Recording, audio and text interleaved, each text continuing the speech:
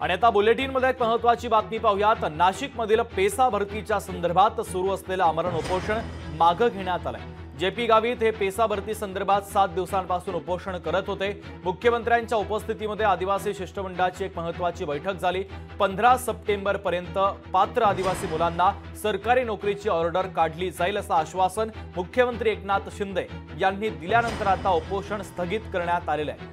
तर जेपी गावित हे पेसा भरतीच्या संदर्भात गेल्या 7 दिवसांपासून उपोषण करत होते। मुख्यमंत्र्यांच्या उपस्थितीमध्ये महत्त्वाची बैठक पार पडली। त्यानंतर मुख्यमंत्री शिंदे यांच्या आश्वासनानंतर आता हे उपोषण मागे घेण्यात आलेलं आहे। आदिवासी मुलांना सरकारी नोकरीची ऑर्डर लवकरात लवकर काढली जाईल असं आश्वासन मुख्यमंत्री एकनाथ शिंदे यांनी दिलं आणि त्यानंतर मात्र जेपी गावितांनी आपलं उपोषण स्थगित केलेलं आहे। महत्त्वाची बातमी आपण पाहतोय, नाशिकमधील पेसा भरतीच्या संदर्भात सुरू असलेलं आमरण उपोषण मुख्यमंत्री शिंदेंच्या भेटीनंतर, त्यांच्यासोबतच्या बैठकीनंतर आणि आश्वासनानंतर आता उपोषण मागे घेण्यात आलेलं आहे।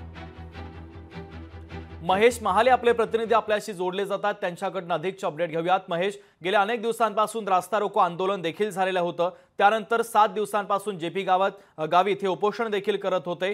मुख्यमंत्र्यांसोबत आज एक महत्त्वाची बैठक झाली। या बैठकीमध्ये नेमकी काय चर्चा झाली आणि कशा पद्धतीचा तोडगा आंदोलनावर निघालेला आहे? अगदी खरं आहे शुभम। खरं तर पेसा भरती संदर्भात गेल्या अनेक दिवसांपासून आदिवासी बांधव ते उपोषणासाठी बसलेले होते।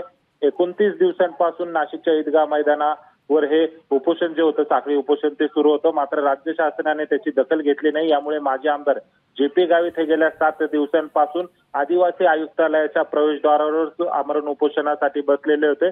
काल आदिवासींचा एल्गार मोर्चा देखील मोठ्या प्रमाणात निघालेला होता। पेसा भरती संदर्भात सरकारने निर्णय घ्यावा अशी मागणी त्यांनी केलेली होती आणि आदिवासी विकास मंत्री विजयकुमार गावित यांच्याकडे त्यांनी ही मागणी केलेली होती। यानंतर आज मुख्यमंत्री एकनाथ शिंदे यांच्या उपस्थितीमध्ये सह्याद्री अतिथीगृह या ठिकाणी बैठक झाली आणि 15 सप्टेंबर पर्यंत पेसा भरती संदर्भात निर्णय घेऊन युवकांना निर्देश देण्यात येतील अशा पद्धतीचं आश्वासन मुख्यमंत्री एकनाथ शिंदे यांनी दिलेलं आहे। मात्र जर 15 सप्टेंबर नंतर जर निर्देश देण्यात आले नाही तर आम्ही पुन्हा एकदा आंदोलन करू असा इशारा देखील जेपी गावित यांनी दिलेला आहे। त्यामुळे एकूणच सरकारने आता निर्णय घेतल्याने खरं तर जेपी गावित यांनी आपलं आमरण जे उपोषण आहे ते मागे घेतलेले आहे, परंतु 15 सप्टेंबर पर्यंत निर्णय न झाला तर हे आंदोलन सुरू ठेवण्याचा इशारा देखील दिलेला आहे।